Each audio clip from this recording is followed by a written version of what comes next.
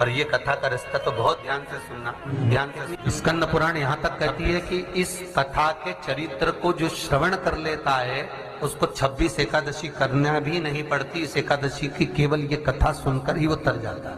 बहुत ध्यान से सुनना इसको, कथा तो बड़े भाव से सुन लो इसको, है? बड़े प्रेम से। सबसे पहला नियम एकादशी व्रत का सबसे पहला नियम है कि आप जिस दिन व्रत करो उसके एक दिन पहले भक्ति का संचार इस हृदय में कर लो।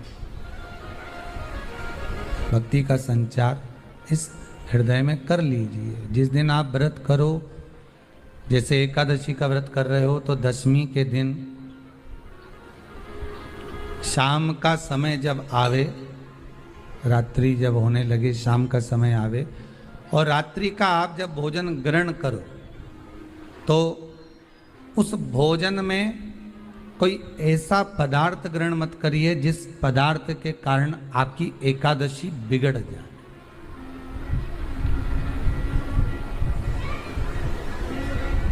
कोई बेकार भोजन में ग्रहण नहीं करना,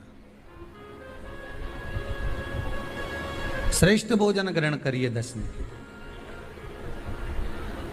और एकादशी का दूसरा नियम बहुत ध्यान से सुनिएगा। जिस दिन आपकी एकादशी का व्रत हो उस दिन प्रयास करिएगा कि अपने हाथ से किसी भी वृक्ष की कोई पत्ती टूटे ना। अपने हाथ से किसी भी वृक्ष की, पौधे की, किसी भी वृक्ष की पत्ती अपने हाथ से ना टूटे। बहुत ध्यान दीजिएगा महाराज। एकादशी का ये दूसरा नियम है कि अपने हाथ से किसी पौधे की, किसी वृक्ष की, किसी डाली की कोई पत्ती टूटे ना, कोई पत्ती ना टूटे, इसका प्रयास करिए।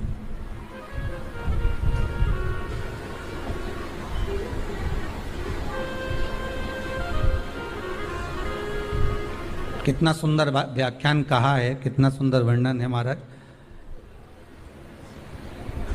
कि मात्र एकादशी का व्रत कर लेने पर, मात्र एकादशी का व्रत कर लेने पर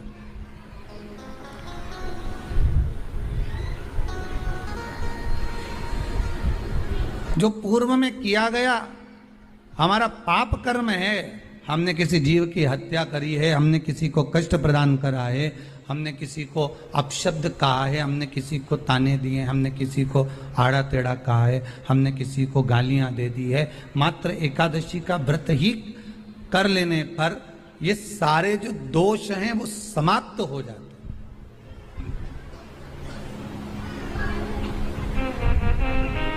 सारे दोष हमारे समाप्ति पर आ जाते हैं।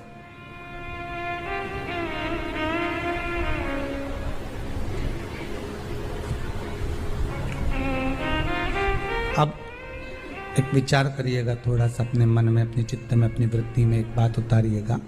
एक अपने मन में एक बात को उतार कर रखिएगा कि आप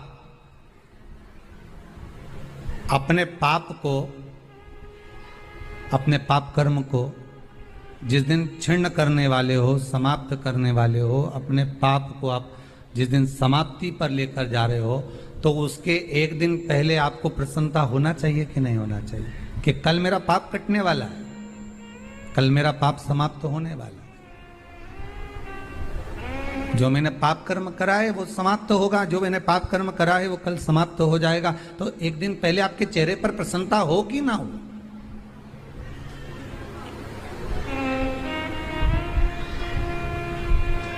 और चेहरे पर वो प्रसन्नता आपके आना चाहिए कि कल मेरा एकादशी का व्रत है, आज दशमी है, कल एकादशी का व्रत है, तो कल मेरी जब एकादशी का व्रत रहेगा तो मेरा ना जाने कितना कितना पाप, कितना असत्य, कितना झूठ, कितना प्रपंच वो समाप्त हो जाएगा। इसमें मुझे प्रसन्नता हो, इसमें मुझे आनंदता हो।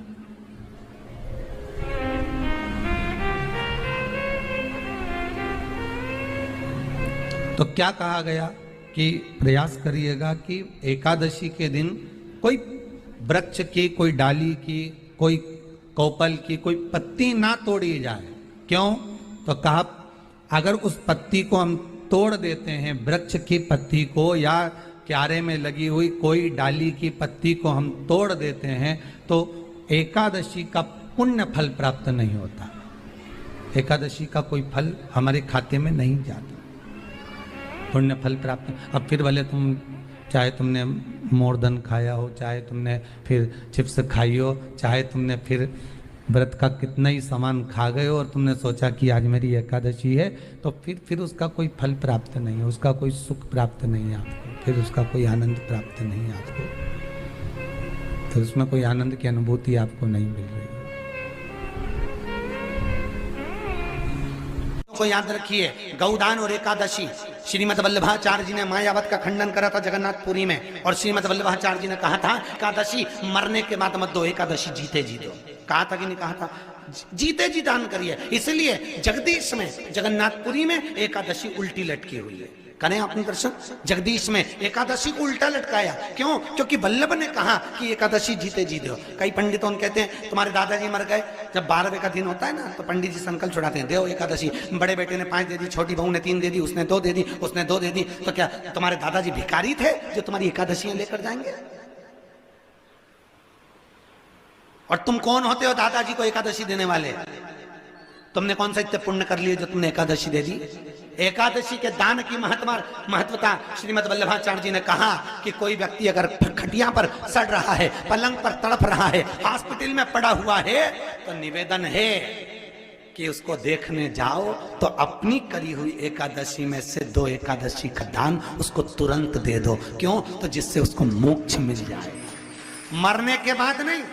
क्योंकि मरने के बाद तो वो 10वें के दिन, गरुड़ पुराण में लिखा है 10 दिन तक जीवात्मा घर की अटारी पे रहती है। कितने दिन? 10 दिन। 10 दिन के बाद जीवात्मा चली जाती है।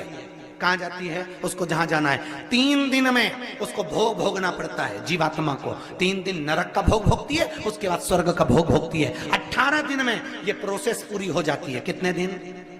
18 दिन। 18 दिन के बाद में उस जीवात्मा को धान के खेत में पटका जाता है। किसके खेत में? धान के, चावल के खेत में। इसलिए कहते हैं एकादशी के दिन चावल मत खाओ। कहते कि नहीं कहते? और क्या कहते हैं? द्वादशी के दिन चावल खाना जरूरी है। एकादशी का पालना करना है तो द्वादशी को चावल का 1 गिरास खाओ, तब द्वादशी को चावल खाओगे तो एकादशी लगेगी।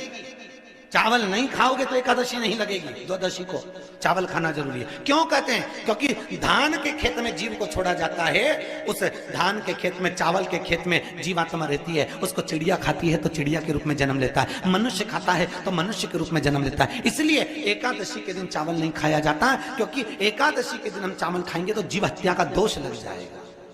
फिर कब खाना है? द्वादशी के दिन। द्वादशी के दिन क्यों खाया जाता है?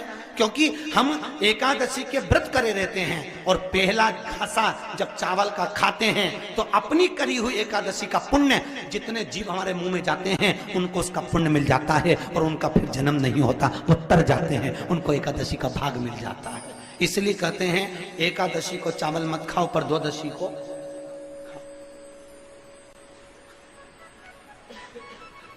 खाइए। 10 दिन तक जीवात्मा है, और आपने एकादशी कब दान दी? बोलो जम के। 12वें के दिन, 13वें के दिन आपने एकादशी का दान दिया, वो मिली उनको? अरे बोलो अच्छे से। कई तो अभी तक कर रही होगी, हमारे दादाजी के निमित्त की कर रहे हैं, कर ले। फिर वही वाली बात आ गई, गुलाब के फूल में पानी जारी है। एकादशी के दिन शंकर भगवान को चावल का दाना चढ़ाना चाहिए कि नहीं चाहिए?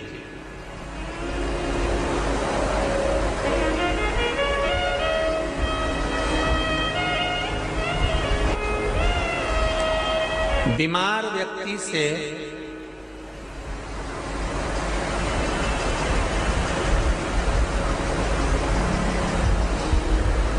कोई बीमार व्यक्ति है, बहुत रोगीला, उसको बहुत रोग है, शुगर है, बीपी है, थायराइड है, सब कुछ है उसको,